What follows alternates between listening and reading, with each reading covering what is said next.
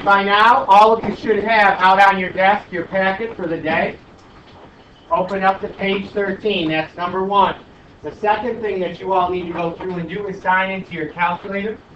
We're going to have our assessment at the end of the period, so you need to make sure that you work quickly through our stuff today, but it shouldn't take us too long. We should finish with about 15 minutes left.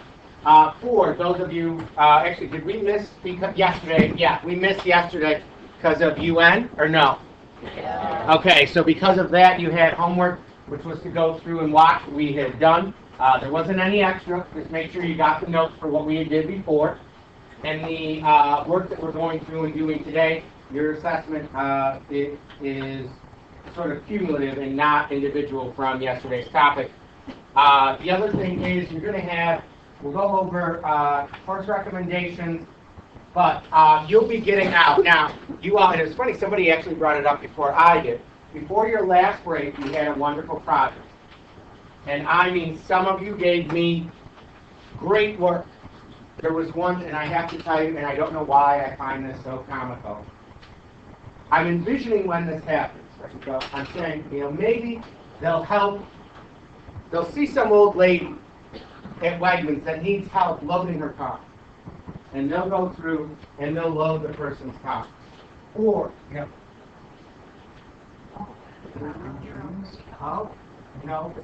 I don't. Well, I have left a little bit of room for growth in here, but I'm going to say I will take Oh, did I just throw my mug away?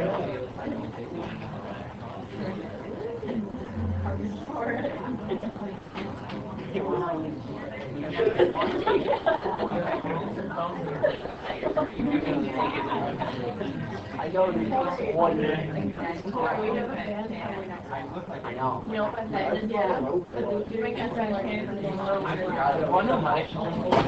I forgot. Well, it's not until tomorrow. She told me the other day. She told us earlier. So when I gave us that project, I'm envisioning you doing great, wonderful, terrific things. And maybe I stereotyped you all because I'm sitting there going, and there was one. I cry very easily, even though you probably think I'm a soulless monster.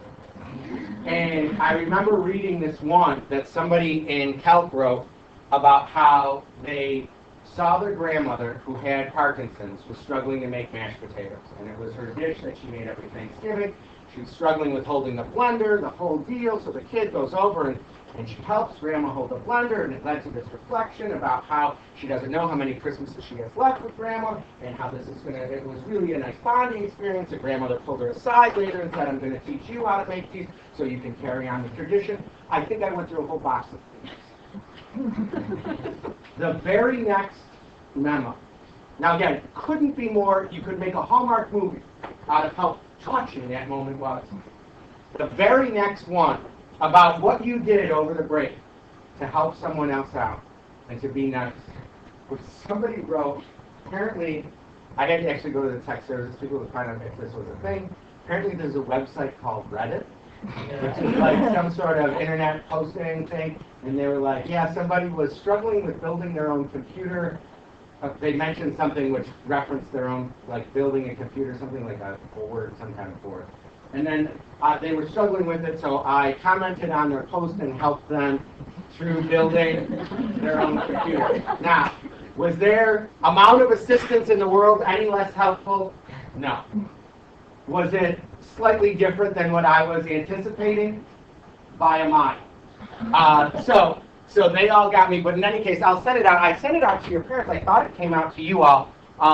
See, like this one, we put a date on it. But it was like a lot of people helped with cooking in their family. Some people actually made me want to read them by going through. Put a nice picture in it. I'm probably going to want to read this. But in any case, it was just very interesting. Some of you do need to learn though. I'm sort of it would be great if you used capital letters to start sentences, and like an I. Normally that's always uppercase if you're referring to yourself. So in any case, with that in mind, over the break, I want you to envision right now, because this even ties into the uniform. I want you to envision right now, close your eyes. Close your eyes. And I want you to remember, close your eyes. You actually close your eyes. Close your eyes, and I want you to remember your good deed, and I want you to remember the smile on the person's face or how it made you feel. Because now, you have a new task for over this day. I want you to hold that feeling in your head, and then I want you to square it.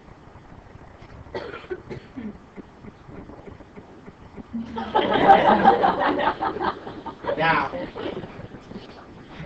I want you to do something not as good as you did before, not double, but the square of how good you did before. You can even cube how good it was. But you've got to go, let's say this way. In terms of our hierarchy, this first time through was mod B. Now, we're going to go up to mod A. All right, so that's a big jump for some of us. But we're going to transition up, and hopefully by the end of the year, we might even make JD. But that's going to be your work. I'll send it out again through Remind, and I'll post a link through it. Just make sure, please, that it's typed. You're going to put it in an envelope. Some of you, it was everything from, even the envelopes made me laugh, because there were people who didn't have envelopes that put Post-its on it, which I'm fine with. But then there were those of you who were so hell-bent on having an envelope that you folded up a piece of paper in some odd way that you stapled and taped to create an envelope. One of you took, I hope, it was from a, they had from, like, I'm guessing from some sort of parent's work. They had, like, it indicated, like, in the top left that it might have been, like, mom or dad's business. And they had, like, the person's name, and they were a representative of this company, blah, blah, blah, in the top left. Don't steal envelopes from your parents. That's probably, you can't get a good deed by undoing and stealing to make it happen. But in any case, make sure, please, and I'll send it out. So that's that. The other thing, and I don't know if I mentioned it to all of you, but we did course recommendations. We talked only about what your primary math course is going to be for next year. And I forgot to mention this, which all of you will see. All of you on there will also be getting a recommendation for an introductory comp sci course. For all of you, because again, some of you have taken it and are beyond it, and that's fine. It's just to make sure that something like that is on your radar. It's a half-year course. It leads to an AP class, so if you like it, that's fine, but you don't need to have any prior experience to go through and do it. For those of you who are interested, it's a great, great way to go through and see if computers are for you. You would be shocked, and you might be better at it than you think you are. And Ms. Miller is a lot nicer than I am. Then the other, the last one that all of you got recommended for was AP Statistics. At some point during your time at Schrader, particularly for those of you going into a biomedical field, because everyone's like, well, I don't need statistics, I'm doing this. Especially if you're going into a biomed, it's the expectation, most biomed, like nursing, doctoral programs, they all have some form of statistics components. You have to know how to read a medical case study and make sense of it. So AP Statistics is really good for that. You have to be able to find the cause for things, blah, blah, blah, eliminate extraneous factors. And that's a good way to go through and see if that's sort of career path for you. And if it is, you take it at Schrader. The exam is like $100 as opposed to the $3,000 to $4,000 that the course would be if you were to take it at a college. And the math you can do as soon as you're done with Algebra 2, particularly with as much statistics as we do. So that's that. We'll go through over now. We left off last time on page 13. Make sure, by the way, that you've signed into your calculators. We left off on page 13, taking a look at what's there. To start off with, we're going to graph out 3 raised to the x, and this is going to be our parent function. Before I go in and graph this out, though, what's the domain of that graph going to be? And I could put up there a flyer. I could have an arm reaching out of there telling you, pointing up to do this. You've got to have your notes out. You've got to be sure that you're signing into your calculator. All that stuff should be done by now. Looking at this, what is the domain of y equals 3 to the x going to be? Sean, Al, what do you say? Not 0, but like from 0 to something. Close. You gave a partial domain, not the complete. Grab one over on the side. Who can tell me what the domain on this would be? Seriously? Anthony?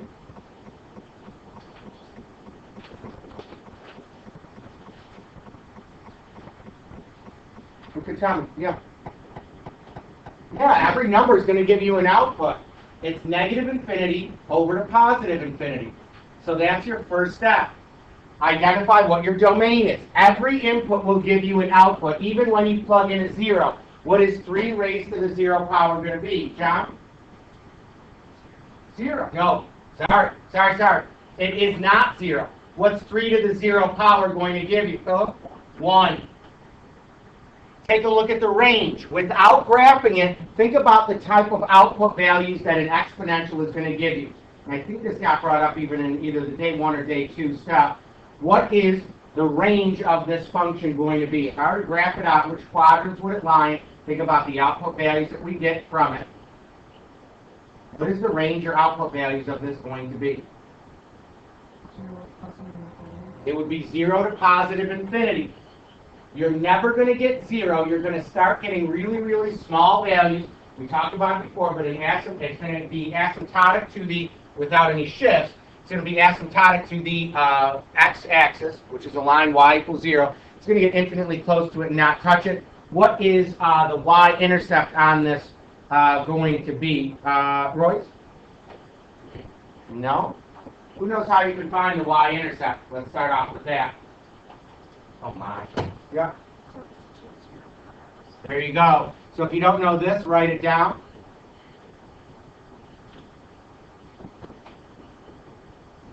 So we're going to make an x equals 0 replacement. Looking at what's there then, McKenna, what do you get as an output? So now, think about some of the points that are going to be on this graph. Taking a look at this, think about some of the points that are on this graph. Maybe we'll make a table over on the side. We've got an x and a y. So let's say -3, -2, -1, 0, 1, 2, and 3. You've got to be smarter than the calculator to do these out. Yeah? Why is when the exponent is 0, the answer is 1? Because you're going through, I guess, let's say this.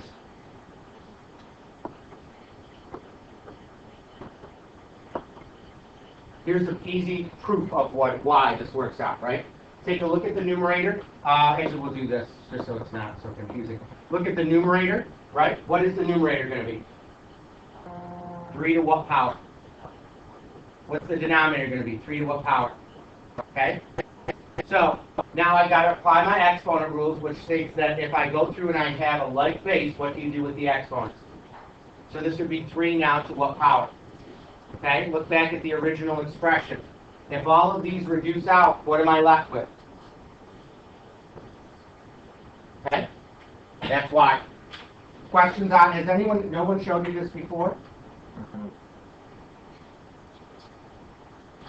I hope you understand my frustration when, as enriched students, like things are just blindly told, like you're not to judge, it's not your fault.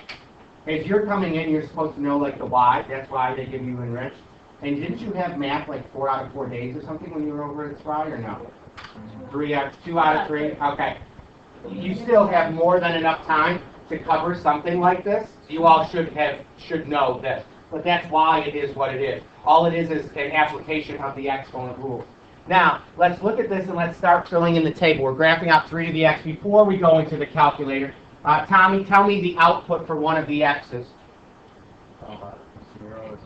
0 is going to be 1, so that's a point. 0, 1 is a point on the graph. And I'm sorry, my graph is small. It's going to be slightly off. Yours is going to be very, very accurate. Nick, can you give me, please, an output value for one of the inputs?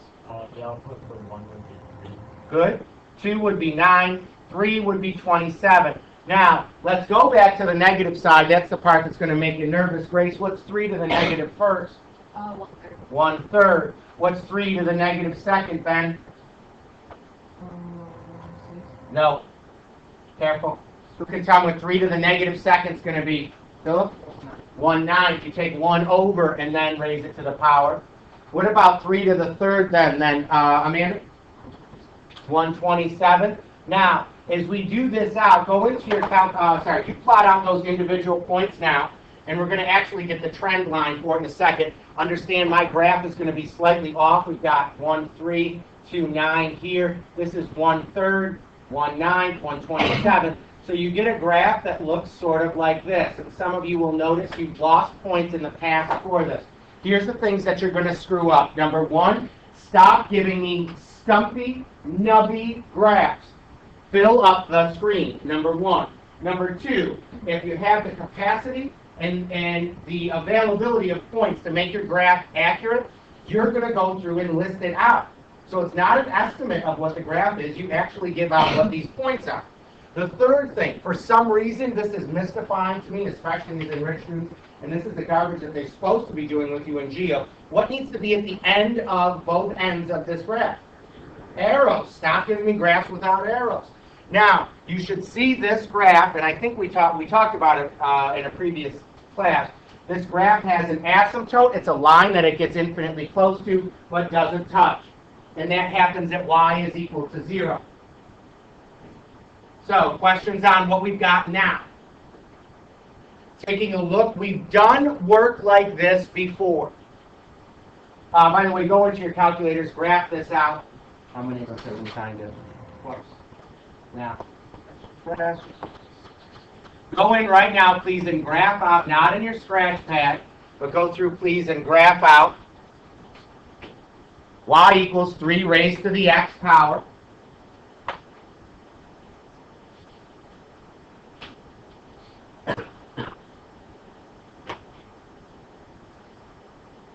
Does our graph match what it looks like we have on the paper, yes or no? Which quads is this graph exclusively found in? Marissa T., what do you say? Which quadrants would this graph exist in? Absolutely correct, quads 1 and 2. Because the y value on the parent graph is always positive. Now, we're going to make some conjectures about what's going to happen here. Take a look at A.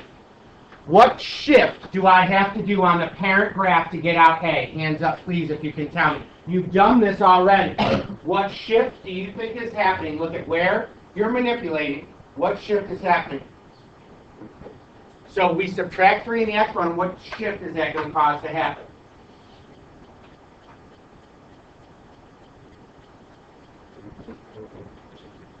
Nope. This graph is going to be shifted to the right 3 units. So, and we'll do this. If this is the base graph that we're working off of,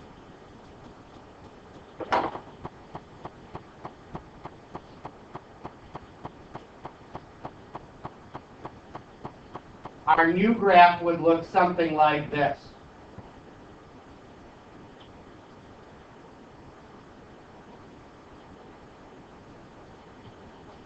Now, the next one up, hands up please if you can tell me what manipulations you think you would have done on the next one for B. What transformations would you do on, if here's the original graph, y equals 3 to the x, a parent graph, what do we think that shift on it would be? Take a look. What do you want to say? What'd you say? There you go. We're going to shift this over to the left 4 units. So that means our next graph would look something like that. What do you think? Now, this is an interesting one. Play it out. What do you think is going to happen on the base parent graph if I negate the x? Hands up, please, if you can tell me what you think is going to happen if I negate the x. We'll explore what it is, but play it out in your head. Think for a minute. What do you think is going to happen if I plug in like a 5? What would my output be? What's the graph going to then look like? Yeah? Use math words. We don't say flip. Starts with R. What is it? You know it. You look in the mirror and what do you see? You're going to be reflecting it. Now, what are you reflecting it over? You've got 2 choices. There's an x-axis or a y-axis. Which one? He says reflect over the x-axis. Let's go in and check to see if that's true. You've got to recognize, and it's okay. I don't know if he's right or wrong. Let's go through and see, but I'll tell you this. You've got to be able to recognize and play with what that is. The x and y-axis reflections are always the toughest ones to do. Go into your calculators now. Keep that first one there, and all go in. Get to your second graph. And let's go in, please, and graph y equals 3 raised to the negative x power. And if we're right, we're doing great. If not, we're all right. So now you graph that out. So that is a reflection over the what? Y-axis. Now, these graphs share one point in common. Hands up, please, if you can tell me the intersection. 0, 1. They have the same y-intercept. By the way, is this function...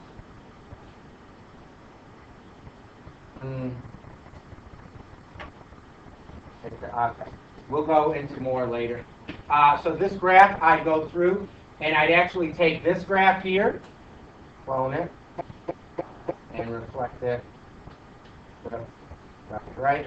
So that's what our new graph would look like. And we'll go through and state that this is a y-axis reflection.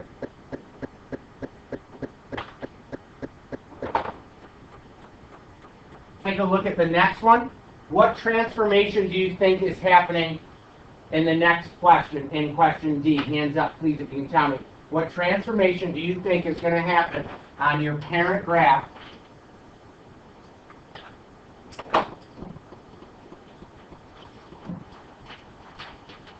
And the next one. Yeah, 3 of you. Kirsten, what do you think?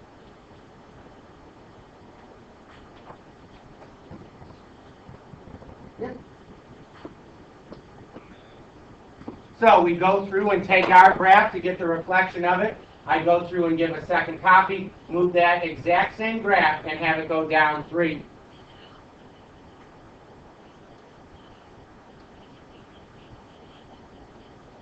Take a look at the next one. What shift do you think is going to be done on our parent graph in E?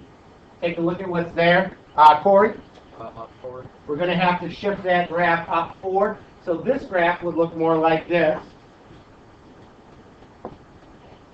Now, this is very interesting because you all screw this up, and this is an Algebra 1 concept. You don't get this. You, by and large, you don't get this. This is the negative of 3 raised to the x power. It is not negative 3 raised to the x power. What's the difference between those two comments that I just said? It's the negative of 3 to the x, not negative 3 raised to the x. What's the difference between those two things? The negative being squared. Yeah, the negative being squared would be lost. Like if I took negative 3 and squared that, I would get out what? What's negative 3 squared? Positive 9. What's the negative of 3 squared? Negative 9. That's a big difference in value. So let's make a conjecture. Who can tell me what they want to guess is going to happen if I take the negative of 3 to the x? What do you think that that's going to cause to happen? What happens when you negate the function? Yeah. Let's go through and check. Go into your calculators right now. Change out what your y2 is and make it this.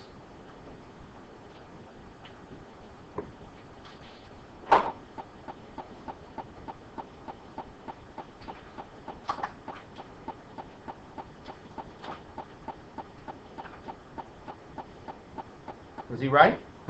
Mm-hmm. Watch what happens, by the way. Go in and change this. Please go into F2 and put in parentheses negative 3 and then raise that to the x power. And watch what ends up happening.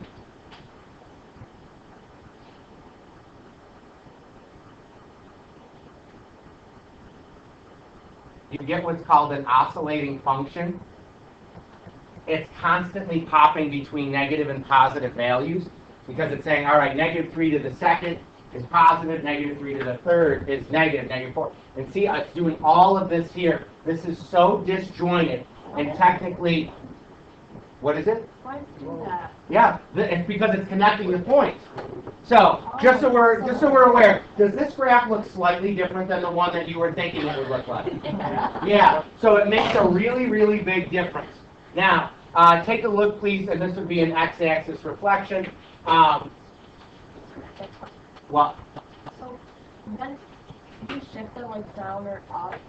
It's after the argument or after the input. Yeah, but does it affect the asymptote? Yes. So what would the asymptote be on this graph? Hands up, please, if you can tell me what the asymptote on that graph is now going to be. Amanda? Outstanding. What's the asymptote on E going to be? Hands up, please, if you can tell me that. What is G doing? Hands up, please, if you can tell me how G, and you've got the correct language, so don't act like it's difficult. Look at G. How is G going to be different? Or sorry, how is G, what manipulation are we going to do on G to get it? We got one person who remembers the word. Take a look at what's there. For G, what would we go through and say? Ben, you remember? Yep. This would be an up and down or vertical stretch.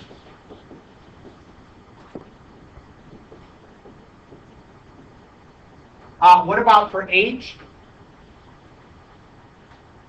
Hands up, please, and tell me what H would be. Yeah. There you go. That means it's only impacting the Y's.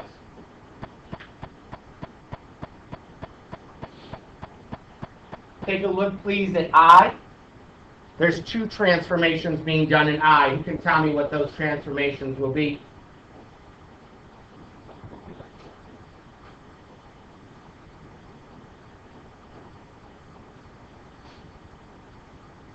And what else?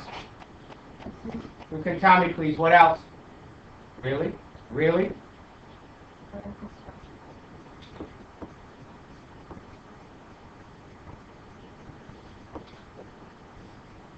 All the stuff we did in the beginning of the year now is going to pay off.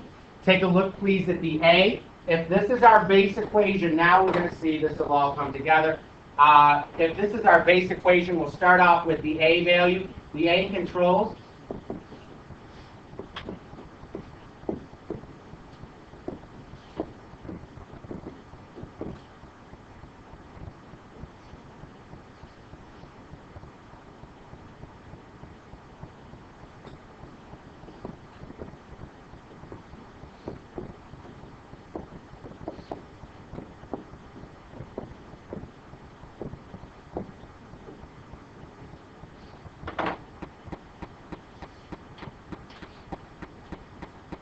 Go through right now, please, and answer out question number 1.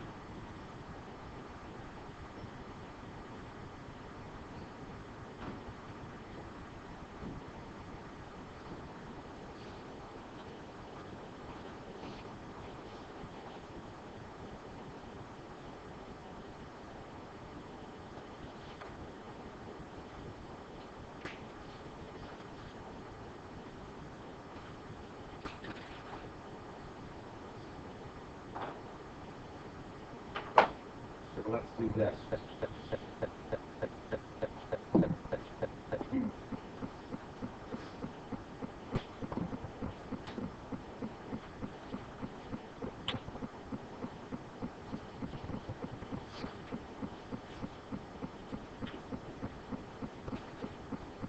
Go through and enter your answer for 1.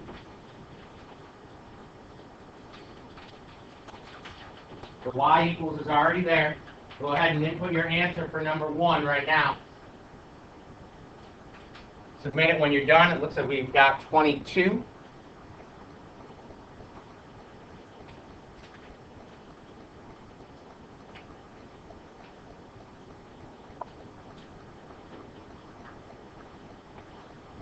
Got 12. You can do better.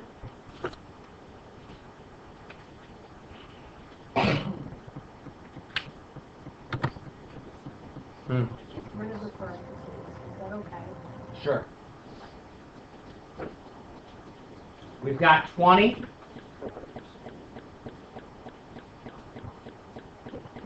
Arrow up to the top. There's a drop down there, and it says submit. Let's see what we're working with so far.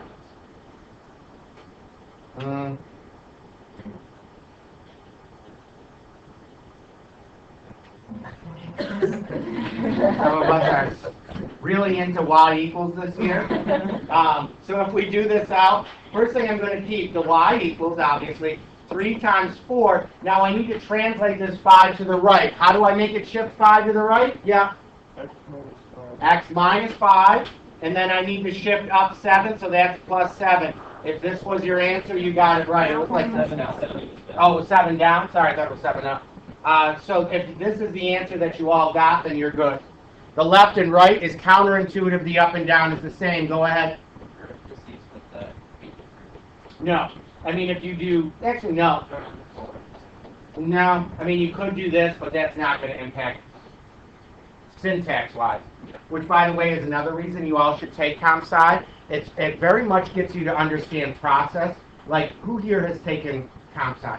There's 1, 2 of the 3 of you have. When you do computers, like, you'll realize the order that the computations are done. Like, when you're inputting a line of code, the way that you input it is very, very important. Because the system will crash, and you think your English teachers are tough with language on it. I don't know if they have a program that cleans it up. But when I was in school, we did like C++ or something like that. And it was, if you had one thing wrong in there, it would filter, but it would let you know where your error was. And you had to go back and find it. Stop reading as soon as it was done, because the program would crash. But computers, it actually probably improves your English just a little bit. Take a look, please, and answer out question number 3.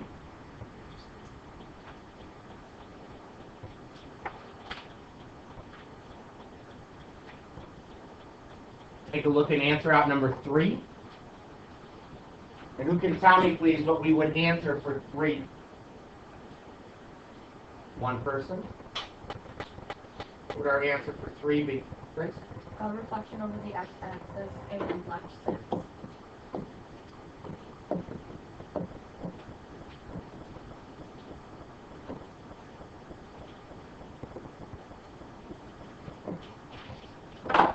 Now, we've got 2 formulas that you need to make sure that you know.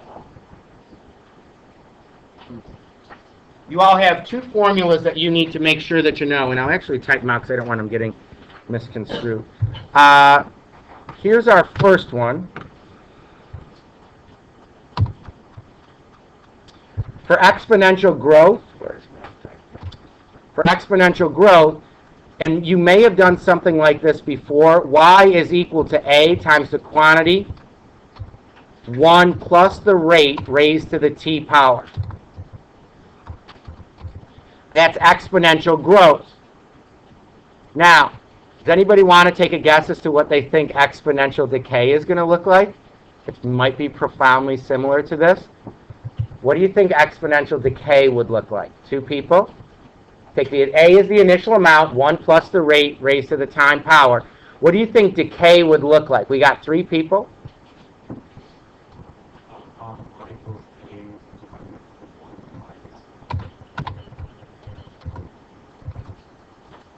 There you go. Now, have you worked with these equations before? Yes or no? Sort of, maybe-ish. These equations are used now in terms of real world. Houses increase exponentially in value over time. It's not by a ton, but it goes up by 2 or 3% every single year. By and large, over the long haul. The other end of it, though, and this is probably something that you all will buy at some point during your time, that has a profound exponential decay in value over time. Not a house. What is it? Car. A car. The act of owning a car, not even driving it off the lot. As soon as it's got an owner, you lose 30% of the value immediately. So those are examples of things that grow exponentially and don't grow exponentially. Take a look, please, at number 1. By the way, these formulas aren't given to you. Since 1995, the daily cost of patient care in the community hospitals has increased about 4% each year. In 1995, they cost that much. Write an equation to model that cost. Now, when you're giving an equation to model, first of all, it needs to be an equation, which means it's a y equals. But when you're modeling it, you're only stating what it does over time, not any specific time, but what the function is that models it over the long haul. So in this case, to start it off, it's exponential growth. So it'll be y is equal to a times 1 plus r raised to the t power. So let's start off with this. What is the A value or the initial amount? The Y is the end amount. What would the A or the initial amount be? Sam?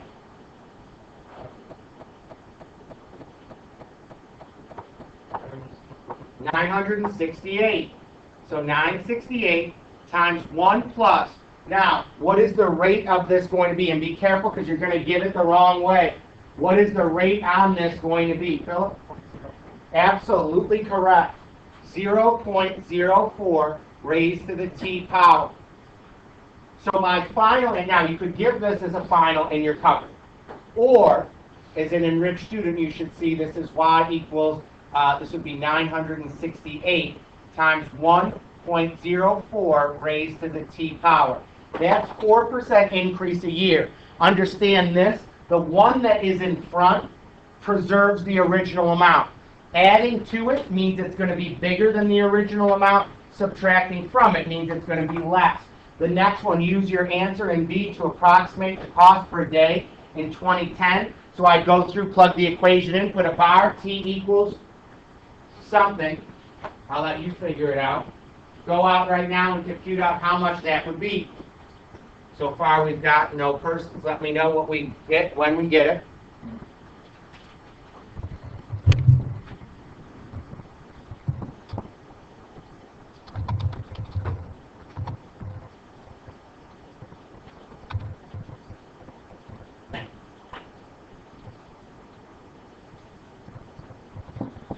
Who's got what that? Now, I'll say this. You've got to show me the substitution in first. What is the substitution on this going to look like? Sean K?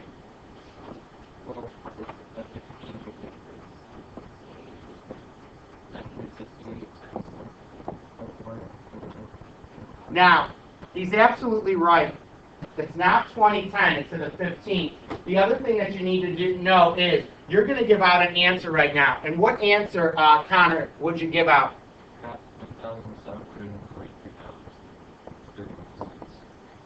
If it doesn't say to round with money, you list out only to 2 places. And is that what we got? I can't remember. Okay, terrific. Take a look, please, at number 2. Suppose your parents deposit $1,500 in an account, paying 3.5% interest compounded once a year. When you were born, find the balance in the account after 18 years. Is this a growth or a decay in value? Growth. So we're going to start off with our base growth equation. And Riley, what's it going to look like when we make our substitution in? Y equals 1,500 times 1 plus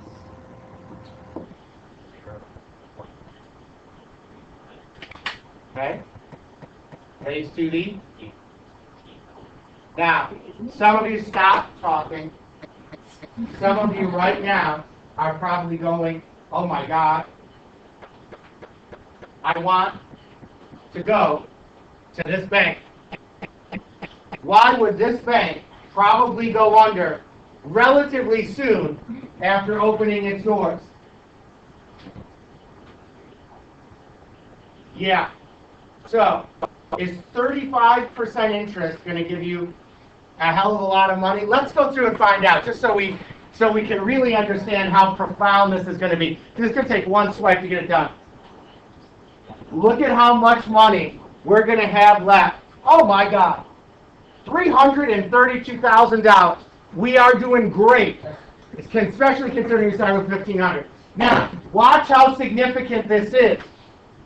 Because we were only off by 1/10 of a position. Go back and throw the 0 in there. All of a sudden, how disappointed would you be? All of a sudden, that $1,500, you could buy a nice house. Now, you can barely buy a bad car.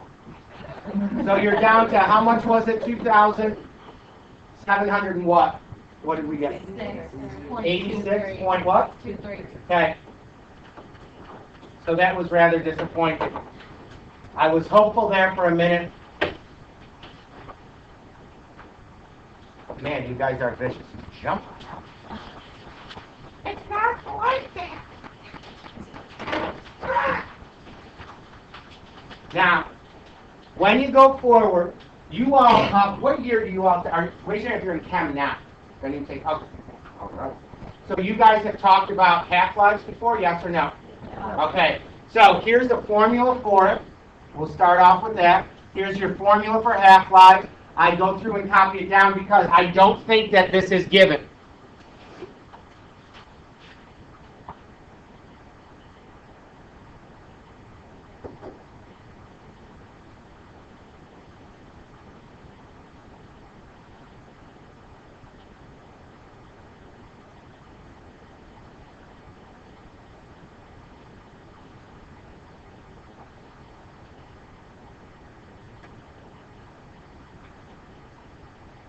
Now, looking at what's there, read the question, please, and make your replacements in. Read the question, please, and make your replacements in.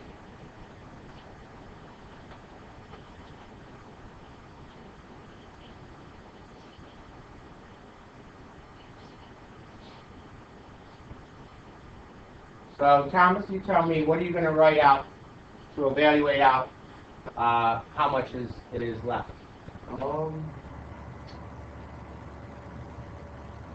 Uh, 8.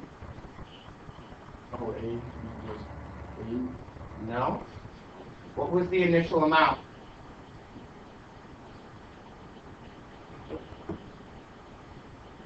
Who can tell me, please, what my initial amount on this would be?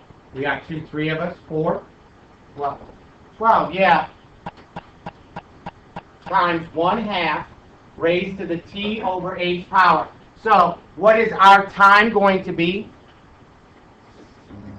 16. And what is the half-life time going to be? Now, I hope we don't need a calculator for this. You can confirm it. What can we simplify out now as we're working towards an answer? Yeah? 16 divided by 8 is 2. So this is the same as a equals 1/2 to the second power. What's 1/2 to the second power? Hands up, please, if you can tell me that. What's 1/2 to the second power? Megan?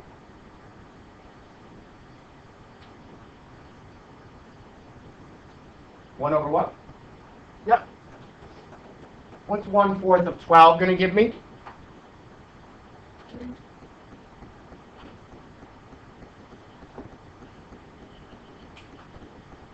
And I bring this one's actually interesting because who here has had a relative or know somebody who's gone through radiation therapy before for cancer? Okay. Did they have to? Do you remember at some point? It's different for everyone's radiation treatment. The person, they had to be in isolation for like around 2 weeks. Did anyone have that happen or not? Yeah? Okay. Because my sister's even going through now. She has thyroid cancer, and she's got, they're scheduling her for radiation, and they said, now this, she's looking forward to it, because once she gets the treatment, she has to stay like alone for 2 weeks, which means she doesn't have to deal with her mother going over all the time. The joys that accompany that, which sort of is bad for me because now I'm going to be the one who has to shoulder that burden. But in any case, she's got her radiation treatment. The doctor specifically says you can't be around other people for 2 weeks. And why? Because she, at that time, is radioactive. And it's dangerous for me as a person, living person, to be near her. This is the point where even her cats need to be out of the house. Now, take a look at the next one. How about for number 4? Actually, we can skip ahead. Let's go over to the next page. Take a look at these 4 equations. The ones here. Which of these, maybe it's on a different page for you all, which of these is going to be exponential decay? So I'm going to look at all of these. Think about what happens to these values over time. Take a look. What's 2 raised to the point 3x? Is that going to increase over time or decrease over time? Take a look at what's there. E to the 0.3 t power. Increase over time or decrease? Increase. So that's going to be growth, exponential growth. What about 1.3 raised to the 3, or 1.2 raised to the 3t power? Is that growth or decay? Which one? Growth. What about, now I don't like how this one's given to me here. What do I want to change or deal with in number 3 before I can say whether it's growth or decay? Yeah? change it to y equals 2 to 15 power? Yeah, deal with that negative exponent. Is this going to be growth or decay? Hands up, please, if you can answer that. Yep. There you go. Now, how about for 4? Hands up, please, if you can tell me how I rewrite out number 4. How would we rewrite out number 4? 3 people. What? Now, is this going to be growth or decay? What makes something decay? Look at the base.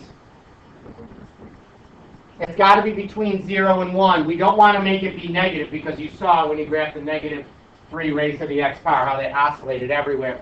Go through right now. Let's take a look at this next question for 4. Read and get started with your plug-in for number 4. Or sorry, right before day 4. This one right here.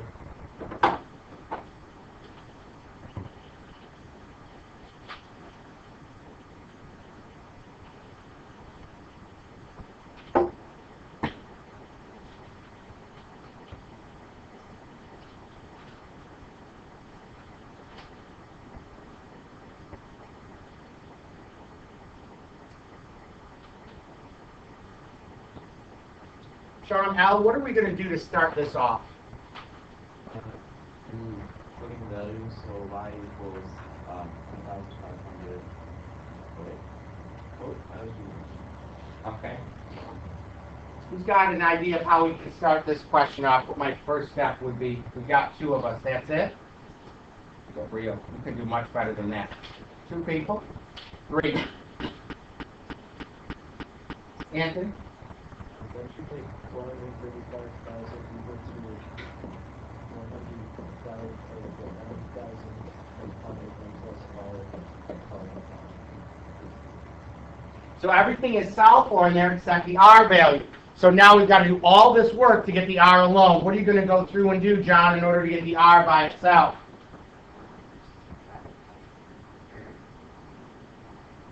Which one?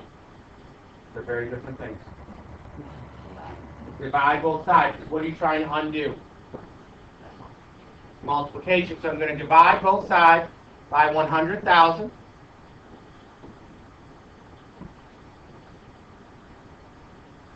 So now I'm going to go over to the side here. And then what would we write out next?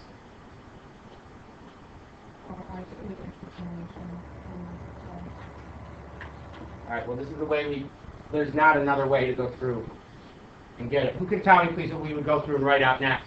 Got one person? Amanda?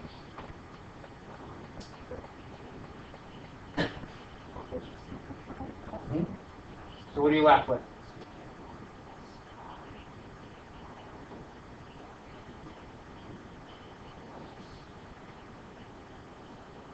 What decimal would that convert to?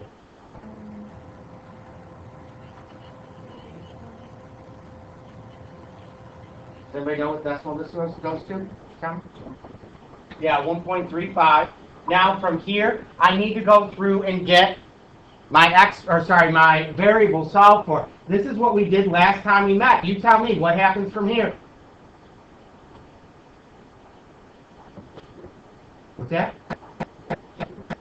Yeah, we need to go through and raise both sides to the 1/5 power, or take the 5th root of it. It's the same thing. So that leaves me with something over here is going to be equal to 1 plus R now, because those will reduce out. Go into your calculators, please, and compute out what that value will be. So let's do out 1.35, not to the negative 5th, but to the 1/5 power.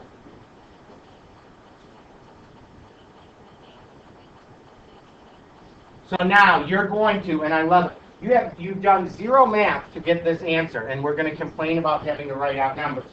So you go over to your go over to your screen here. You're going to write out all of these here, right? And by the way, since I put an equals there, this value does continue. So you put 3 dots there to indicate you understand it goes on. Doesn't end there. And what do we do from here in order to solve for R? Marissa D., what happens next?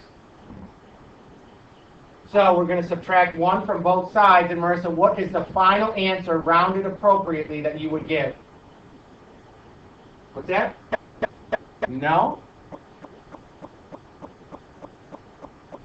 Take a look at what's there. Take that value, subtract it, and you get 0.6, 0.061, blah, blah, blah, blah, blah. What is that going to be in terms of a percentage? How would we answer this? Well, 6%. yeah, 6%. Multiply that decimal that you're left with by 100. Now, what we're going to have you all do is this. Everyone has gone through and taken their exam. So we got a whole mess of papers to hand back. You're going to be able to take your assessment home with you. Now, I'm going to ask you nicely, and I mean really nicely. Sometimes when papers come home and they get taken back, it looks like they've either been in some sort of altercation, let's say. The edges somehow become profoundly bent. But the more scary one is when they come back with some form of discoloration on it, which is indicative of some sort of liquid drying on them. No one wants to touch that, ever. So if we can make sure that they stay like relatively dry and or neat when you're working with them, that's great. What we're going to have you do is slide up and pick up an assessment to take home, get it done on John's desk. Coming back now are your, now the other thing is there's some group packets that you got back. You might want to go through and give them to the group and they can figure out how to hand them out. Everyone go through and pick up yours now. Thank you to these special friends who are handing back today. You're doing the Lord's work.